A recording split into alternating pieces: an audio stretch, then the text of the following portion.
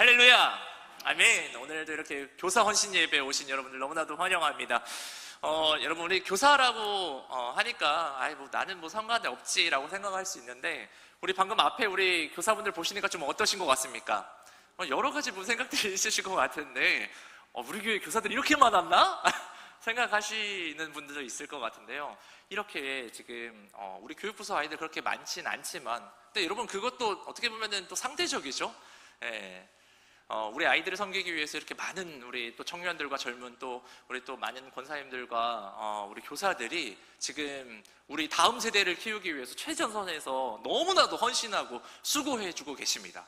근데 이 교사가 우리 여기 앞에 쓴 교사들만 교사들입니까? 저는 아니라고 생각합니다. 우리 최전선에 이렇게 싸우고 있으면 이 최전선에 싸우고 있는 우리 군사들을 지원해주는 또 지원 병력들 뒤에 또 받쳐주고 계시는 분들이 계시잖아요. 그분들이 여러분들 아니십니까? 네. 우리가 함께 우리 아이들 세워가는 줄 믿습니다. 아멘. 한 아이를 키우기 위해서는 온 동네가 함께 해야 된다고 했습니다. 우리 교회가요, 우리 한 아이들 키우기 위해서는 우리 모두가 함께 해야 될 줄 믿습니다.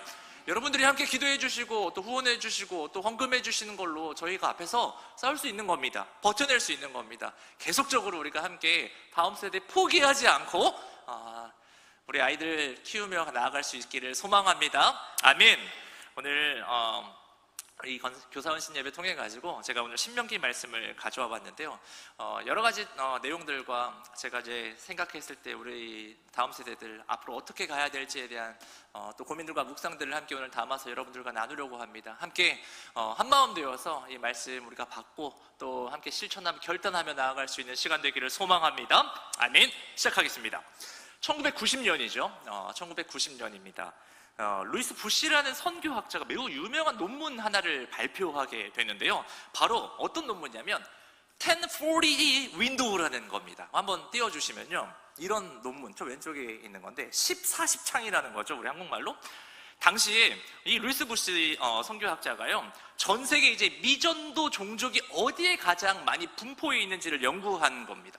그러니까 그 결과 보니까 지도에서 여러분 저기 보이시는 것처럼 북위 10도에서 40도 사이에 있는 나라들, 어떤 나라들이냐면 북아프리카가 있었고요. 북아프리카, 그리고 중동, 그리고 우리 동남아시아 또 지역들, 미전도 종족이 이곳에 많이 집중되어져 있는 사실을 발견을 한 거예요.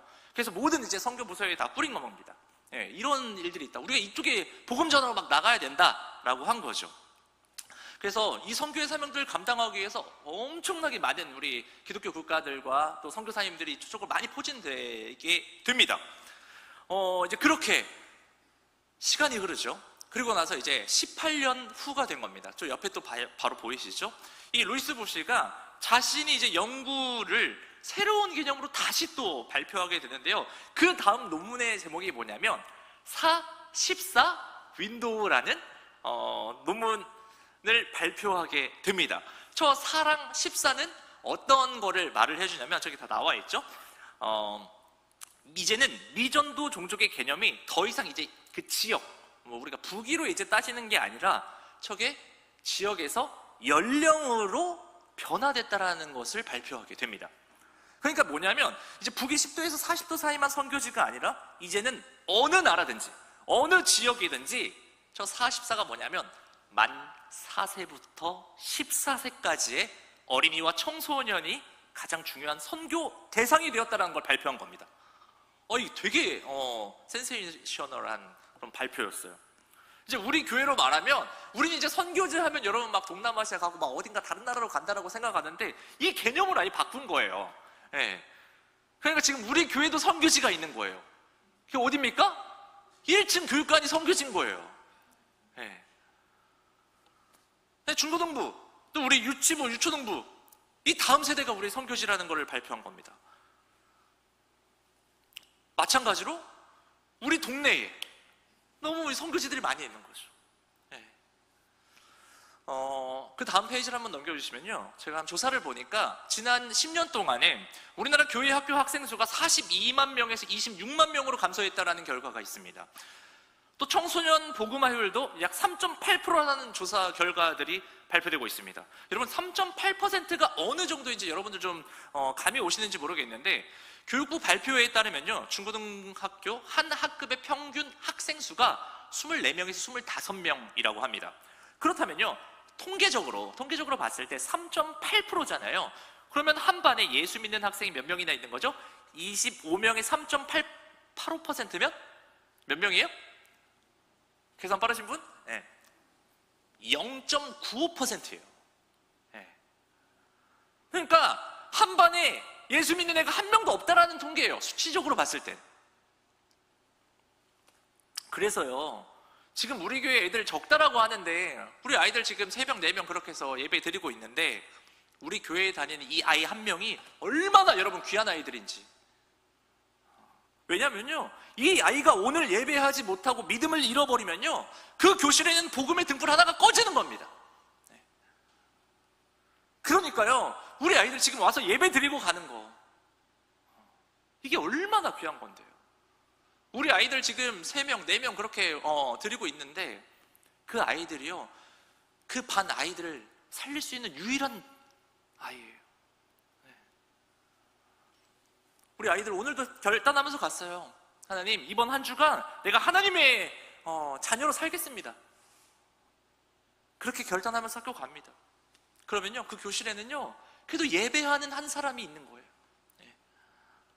그러면서 복음의 등불이 켜지는 것이죠. 지금 우리 앞에 선 우리 교사, 우리 선생님들이요, 바로 그 한 사람을 지금 세우고 있는 겁니다. 오늘 하나님 앞에 헌신하는 우리 교회학교 선생님들, 여러분들 그런 사명감을 가지신 분들입니다.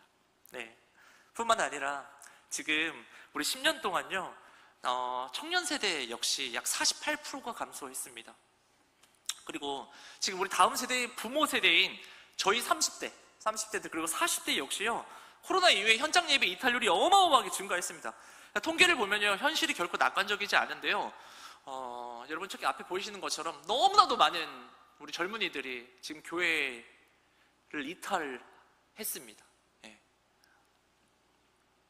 그런데도 우리가 여전히 소망을 품는 이유가 무엇이냐면, 수치적으로 보면 너무나도 되게 힘든 상황이에요. 수치적으로 보면 계속해서 감소하는 상황이고, 이렇게 통계적으로 봤을 때는 너무나도 암울한 게 우리 앞으로의 현실입니다.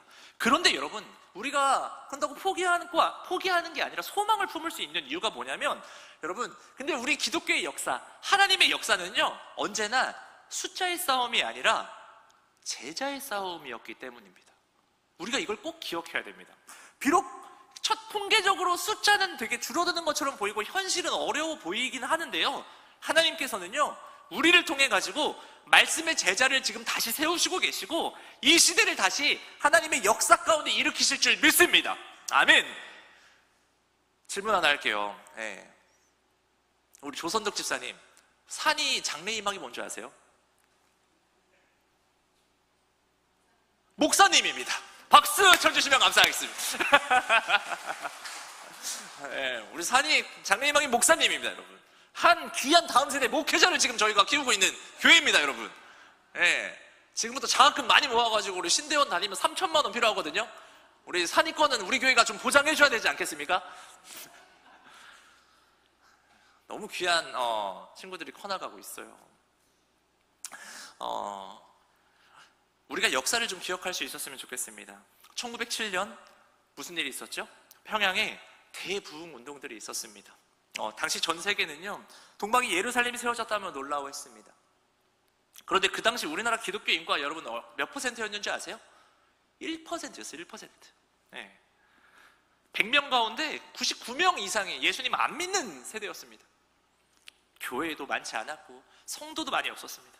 그러나요, 세상보다 그 크신 하나님을 가슴에 품었던 그 1%의 믿음의 청년들이 있었고, 그 믿음의 부모들이 있었고, 말씀을 가르치는 교사들이 있었습니다. 그들이요, 그 하나님의 말씀 앞에 바로 섰을 때요, 하나님께서 놀라운 부흥의 역사들을 우리 교회, 우리 지금 한국교회 이 땅에 부어주신 거 여러분 다 알고 계시지 않습니까? 마찬가지로요, 오늘 이 시대 어떻습니까? 비록 다음 세대 복음화율이 3.8%라고 말하지만 기억했으면 좋겠습니다. 이 복음화율이 지금보다 훨씬 낮았던 그 시대에도요, 하나님께서는 말씀의 세대를 일으키셔가지고 이 민족 가운데 놀라운 부흥을 허락하신 줄 믿습니다. 아멘. 오늘 이 시간도요, 우리를 이 교사 헌신 예배로 부르신 하나님께서 너희가 한번 좀 잘해봐라 라고 우리 하나님 그렇게 말씀하시지 않으세요. 예. 우리 하나님 뭐라고 우리에게 말씀하시냐면요, 내가 너희를 통해서 일하겠다라고 약속하시는 줄 믿습니다. 아멘. 이것이 하나님의 약속이고 언약입니다. 하나님의 이게 의지고요, 하나님의 열심이고 약속인 줄 믿습니다. 그래서 우리가 한 사람이라도 여기 버티고 있으면 그 사람 통해서 역사하시는 거예요. 저는 너무 놀라워요. 어떻게 보면 그냥 저희가 한 사람도 안 오는 그 예배 자리 계속적으로 코로나 때도 그냥 버티고 있었거든요. 여러분, 3명 놓고 계속 예배하는 게 더 힘듭니다, 여러분. 이게 30명, 막 300명 놓고 하는 것보다 아이들 1명, 2명 놓고 예배하는 게 얼마나 힘든지 아세요, 예배? 그 예배인도 하는 거 생각보다 쉽지 않아요. 근데 우리 버티고 있잖아요. 감당하고 있잖아요. 하나님이 계속 역사하실 거거든요. 예.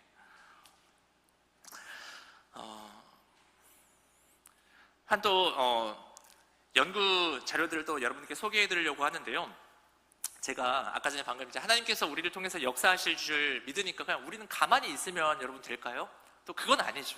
또 우리도 우리가 해야 될 일들을 해야 됩니다. 하나님께서 역사하시는 게 있고 또 우리는 우리의 일들을 해야 되는데 우리가 그럼 뭐 해야 될지 그걸 오늘 함께 나누려고 하는데요. 제가 잡은 건 오늘 이겁니다.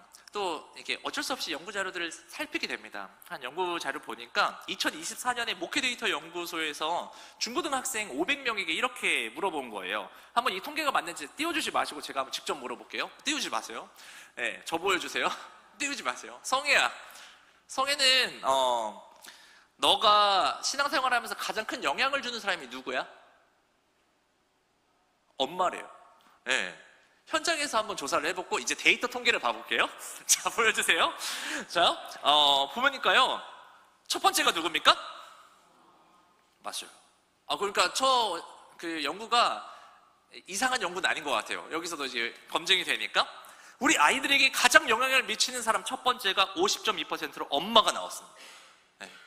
그 다음에 이제 목회자가 43.5%고 그리고 세 번째가 누구예요?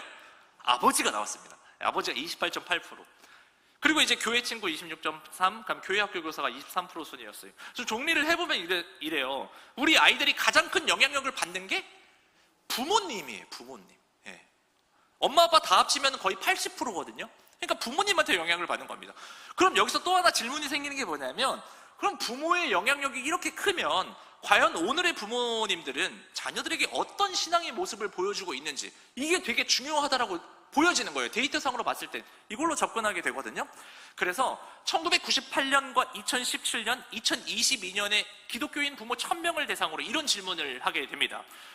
지금 여러분들이 믿고 있는 그 신앙과 여러분들의 삶이 일치합니까? 라고 이제 물어보게 된 거예요. 왜 그러면 부모의 신앙이 너무나도 중요하니까 저희가 이걸 확인해 봐야 되는 거잖아요. 그러니까 어떤 결과가 나오냐면 1998년도 그리고 그 3040 부모님들 그때 1990년대에 30대 40대 분, 여기 지금 한 60대 분들이 다 그분들이에요. 예. 그분들이 이렇게 대답을 하셨어요. 약 65%의 부모님들이 내가 믿고 있는 대로 살기 위해서 저 진짜 몸부림치고 있습니다라고 대답해 주셨어요. 예. 그런데 여러분 저 뒤에 통계 보이시죠? 2017년이에요. 2017년에 3040 부모님들, 우리 이제 40, 50대들 되시겠죠? 50대들. 그 질문을 하니까 52%가 제가 믿는 것과 사는 것이 잘 일치하지 않아요. 예. 교회에서 모습이랑 세상 모습이랑 다르다라는 거죠. 그렇게 답했습니다. 그런 다음에 코로나19 이후에 다시 조사했더니 내가 교회의 모습과 세상의 모습과 달라진 모습이 이제는 63%가 되었습니다. 거의 대부분이 신앙과 삶이 일치하지 않다라는 것을 보여주고 있는 것입니다. 바로 지금의 우리 현대의 그리스도인들이, 우리 부모님들이 위선적인 신앙생활을 하고 있다라는 통계입니다.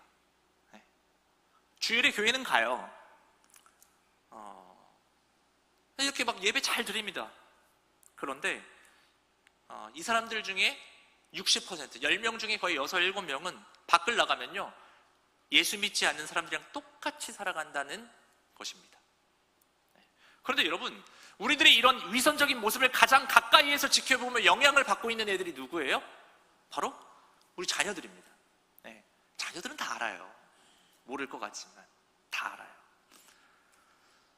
그러니까요, 교회는 나가고 있지만 세상과는 똑같은 우리 부모님 보면서 우리 다음 세대 아이들이 교회를 그저 동아리식으로 다니기 시작을 하게 됩니다.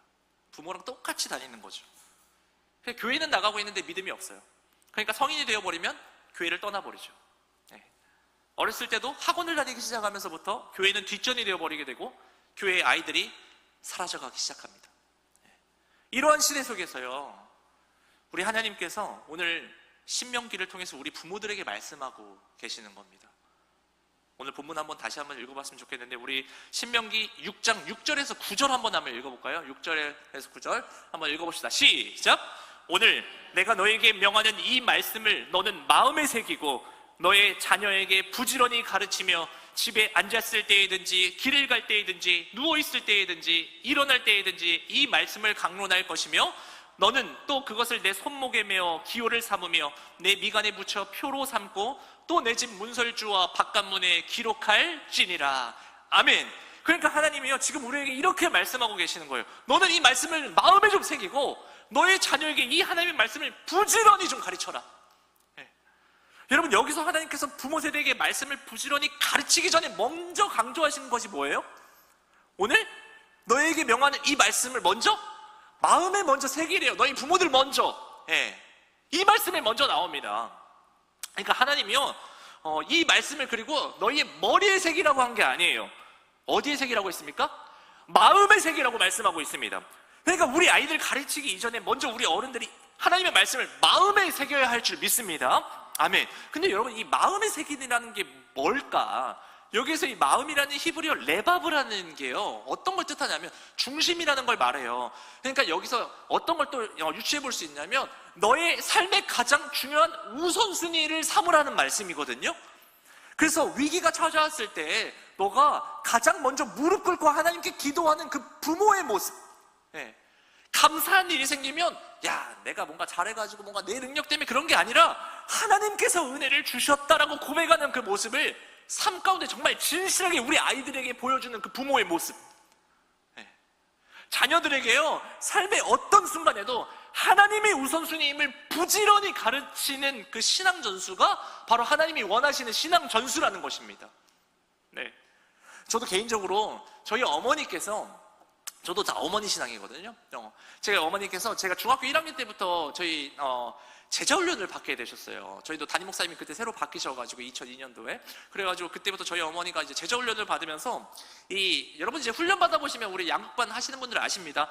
과제가 엄청나요. 과제를 엄청 냅니다. 그래가지고 과제를 막 해요. 저희 그때 엄청 빡셌습니다. 저희 그 목요일 담임 목사님이 워낙 또 강하신 분이어가지고 저희 어머니가 또 막 일기고 막 그래가지고 엄청 강하게 하셨어요. 그러니까 이거를 매주마다 과제해야 되니까 그 과제 중에 하나가 뭐냐면 자기가 경험한 하나님을 누군가랑 무조건 나눠야 돼요. 예, 나눠야 되는데 저희 어머니 그걸 꼭 저랑 저희 형이랑 했습니다. 예, 그래가지고 저희 어머니가 이제 발견한 그 하나님을 매일마다 이제 듣게 됐습니다. 예, 하나님이 어떻게 하셨다, 하나님이 내가 기도하니까 하나님께서 채우시고, 하나님이 하셨어, 하나님이 하셨다, 막 이거를 막, 또 저희 어머니가 그런 것도 되게 잘 하시는 성품이세요.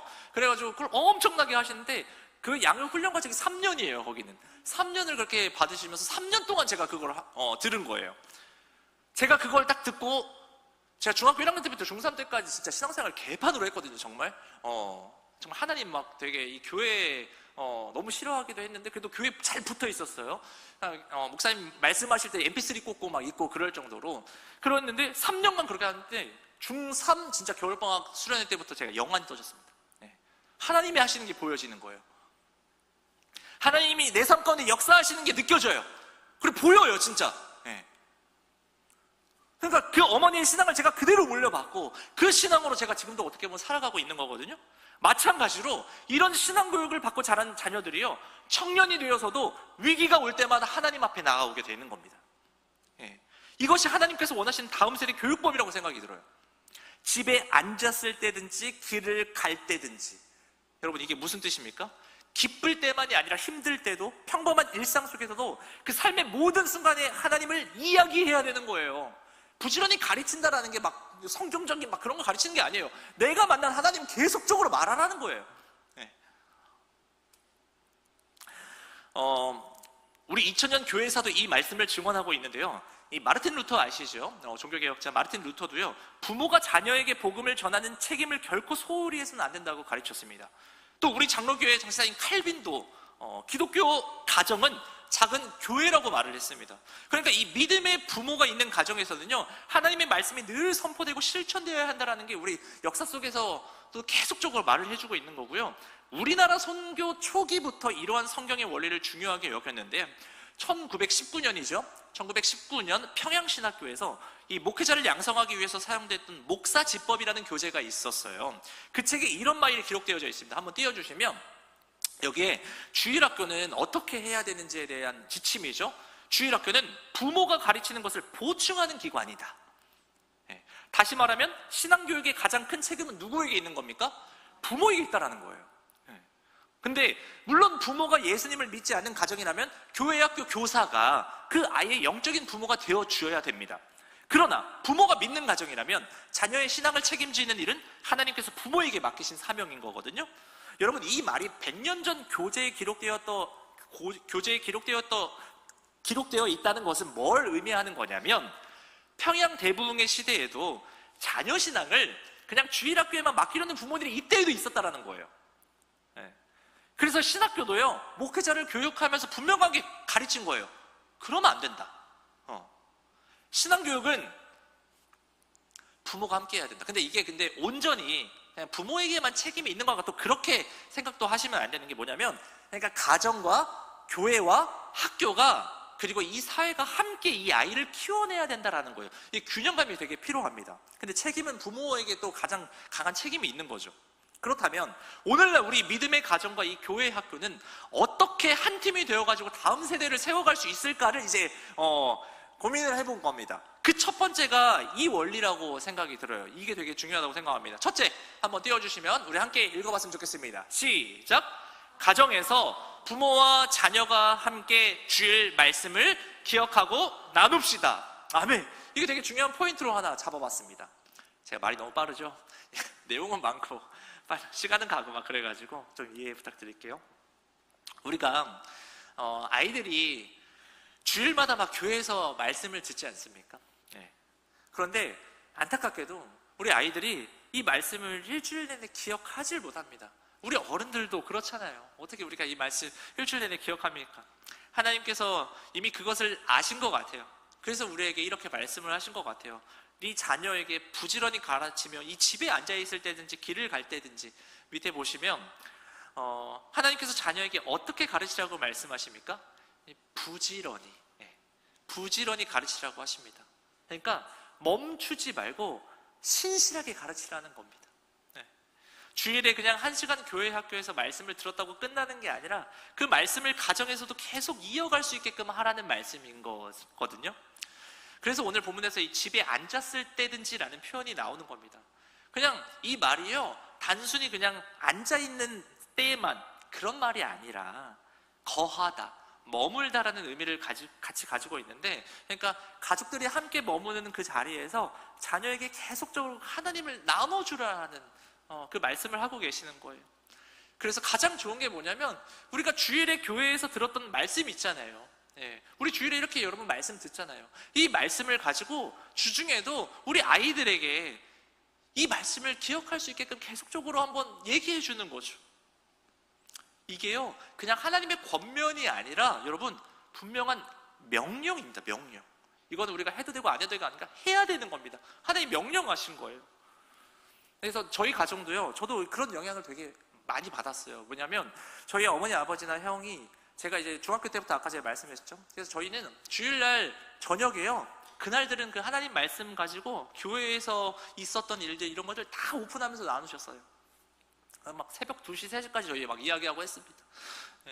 이런 시간이 저희가 정말 10년이 넘도록 이어지다가 언제 끊긴 줄 아십니까? 며느리가 들어오면서 끊겼습니다. 결혼하니까 이게 쉽지가 않아요. 우리 며느리들이 너무 힘들어요. 우리 가족들 얘기하는 거. 아무튼 저희가 그런 시간들 통해 가지고 저희 가정이 교회 안에서 정말 이 하나님의 말씀에 우리들이 관심을 갖게 됐고요, 하나님을 깊이 경험하는 시간들을 갖게 됐습니다.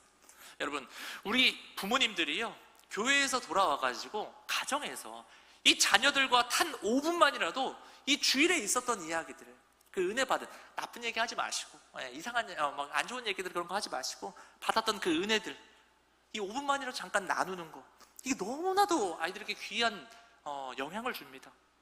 우리 아이가 그리고 또 너는 또 어떤 말씀을 들었는지, 그래서 그 말씀 들으면서 좀 어떤 생각했는지, 신앙이 이 아이가 어떻게 지금 자라가고 있는지를 우리 부모님들 함께 점검해 주셔야 됩니다.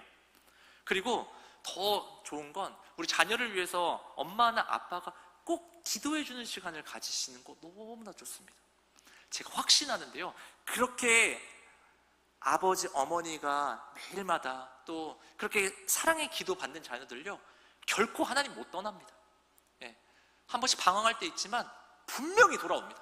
절대 하나님 안 떠납니다. 저는 그것만으로도 인생 성공했다고 보거든요.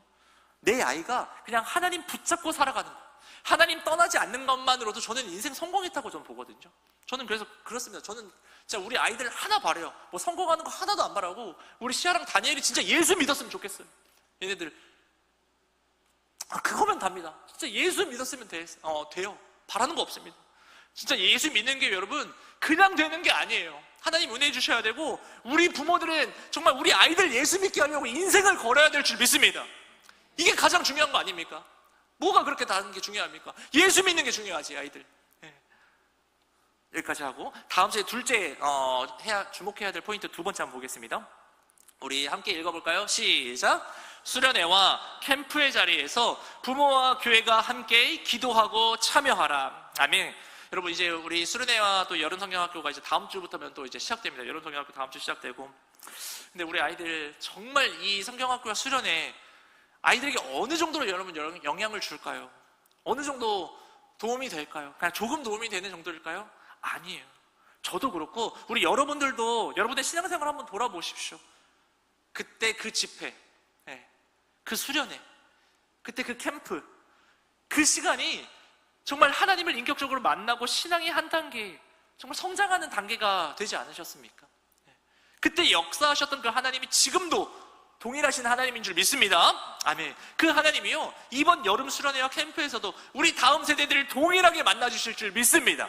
아멘. 우리 청년들도 마찬가지예요. 청년들도 우리 다 다음 세대입니다. 그렇다면 우리 이 수련회와 캠프를 통해서, 이 수련회와 캠프를 앞둔 우리 믿음의 부모들이 무엇을 해야 합니까, 여러분? 기도해야 됩니다. 기도해야 됩니다. 그런데 우리의 현실이 어떠냐면, 알아서 잘하겠지, 이런 게 많지 않습니까? 하나님이 알아서 하시겠지 하는 마음들이 계시지 않습니까? 그런데요, 우리 믿음의 부모님들이요, 달라야 됩니다. 정말 내가 하나님을 만났던 그 은혜를 기억한다면 우리 자녀도 우리 하나님 깊이 만나는 시간 갖도록 여러분 정말 적극적으로 기도해 주시고, 여러분들이 권면해 주시고, 우리 아이들이 그 자리까지 오게끔 우리 부모님들 도와주셔야 됩니다. 그거는 여러분들이 좀 해주셔야 됩니다. 여러분들의 자녀들이 그 수련회장까지만 오게끔 해주세요. 열심히 저희가 그 프로그램도 다 준비하고 은혜 받을 수 있게끔 준비했거든요. 오게만 해주세요. 정말 많은 역사들이 일어나는 게 그 수련회와 캠프잖아요. 우리 믿음의 부모님들이 함께 기도해 주시고 우리 함께 교회와 동역해 주실 수 있었으면 좋겠습니다. 이것이 하나님께서 원하시는 다음 세대 사역의 모습이라고 믿습니다. 아멘. 마지막 세 번째 포인트 함께 한번 보겠습니다. 마지막 이 세 번째 포인트는요, 제가 앞으로 우리 교회가 좀 어떻게 가면 좋을까라는 생각들을 좀 해보면서 준비해 봤는데요. 우리 함께 한번 읽어볼까요? 시작! 다음 세대의 생애 주기마다 부모와 교회가 함께 기억하고 동행하라. 아멘. 이 포인트를 좀 준비해 봤는데, 제가 봤을 때 어쨌든 제가 지도하고 있는 우리 지금 신혼부부 사랑방부터 한다면 적용할 수 있을 것 같은데, 우리 어른들도 좀 우리 자녀들이나 또 하는 부분에서 이걸 좀 많이 참고해 주셨으면 좋겠습니다. 이렇게 가면 좋겠다는 생각이 드는데요.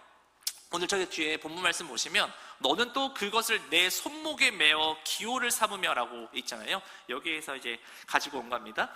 여기서 손목에 메어 기호를 삼는다라는 표현이 단순히 그냥 무엇인가를 손에 묶으라는 말이 아니에요. 유대인들은요, 이 말씀을 어떻게 해서든 기억하기 위해서 이 테필린이라는 말씀 상자를 팔과 막 이마에 매는 전통을 가지고 있습니다. 제가 사진 한번 보여드릴게요. 저렇게. 그래서 어떻게 해서는 저렇게라도 하나님 말씀을 얘가 볼 수 있게끔 하려고 하는 전통인 거죠. 아이들이 할 수 있도록. 그런데 여러분, 하나님께서 원하시는 본래의 뜻은 그냥 단순히 저런 외형적 형식을 갖추는 데만 있는 것이 아닙니다. 하나님의 말씀이 정말 이 아이의 삶의 기준이 되고 모든 선택과 결정의 방향이 되게 하라는 건데요, 이 말씀을 처음 들은 대상은 자녀가 아니라 부모들이잖아요. 그러니까 먼저 부모가 말씀을 삶의 기준으로 삼아야 한다는 것인데, 그 부모가 자녀의 삶의 중요한 순간마다 하나님의 말씀을 기준으로 세워주어야 하는데, 이게요, 우리 교회의 학교도 마찬가지예요. 그럼 우리 교회 학교는 뭘 준비하려고 하냐? 유년부에서 소년부로, 또 소년부에서 청소년부로, 청소년부에서 청년부로 인생의 중요한 전환점마다 그 부모와 교회가 같은 말씀을 붙들고 함께 자녀를 세워가야 하는데요, 이게 제가 영국에서 말하는 게 아니라 좋은 샘플의 교회가 있더라고요. 한번 보여주시면 저 교회인데, 미국 텍사스주 댈러스에 있는 레이크 포인트 처치라는 교회가 있는데요, 이 교회가 좀 특이한 게 뭐냐면, 우리가 다음 세대 여러분 세우려고 하면 뭔가 아이들이 원하는 그런 여러 가지 프로그램들이 많아야 될 거라고 생각을 하잖아요. 근데 저 교회는 그 아이들을 위한 성경 프로그램들이 그렇게 많지 않아요. 근데 저 교회는 뭐 하냐면 부모를 세우는 사역에 집중하더라고요. 아이들을 위한 프로그램보다 부모를 세우는 사역에 집중하는데, 여기에 보면 어떤 프로그램들이 있냐면, 그 다음 한번 넘겨주시면 페어런츠 데디케이션이라고 해서 가족 신앙 순례 학교라는 프로그램으로 이거를 진행을 하는데요, 이게 어떤 과정이냐면, 청년이 둘이 만나가지고 이제 결혼을 하잖아요. 결혼을 하면요, 아직 자녀가 없어요. 신혼부부죠. 근데 하나님께서 이제 자녀를 주실 것을 믿고 이 예비 부모들이 3주 과정의 부모 헌신 학교에 참여하게 합니다. 그래서 하나님이 저에게 자녀를 허락하시면 저는 이런 부모가 되겠다라는 그 결단하는 시간들을 가지면서 이 교육에 참여하게 됩니다. 그리고 자녀가 태어나가지고 2살이 되기 전에 유아 세례를 받게 하고, 그때 부모들이 또 다시 하나님 앞에 서약하는 시간들을 가져요. 우리 자녀가 자신의 믿음으로 신앙을 고백할 때까지 내가 주일 예배를 소홀히 하지 않겠습니다. 그럼 내가 수련회와 캠프에 적극적으로 참여시키겠습니다. 일주일에 한 번 이상 가정 예배를 드리겠습니다. 이 결단도 3주 동안 함께 준비하며 나아갑니다. 그래서 부모가 결신하고 헌신할 수 있도록, 서약할 수 있도록 교회가 돕는 거죠.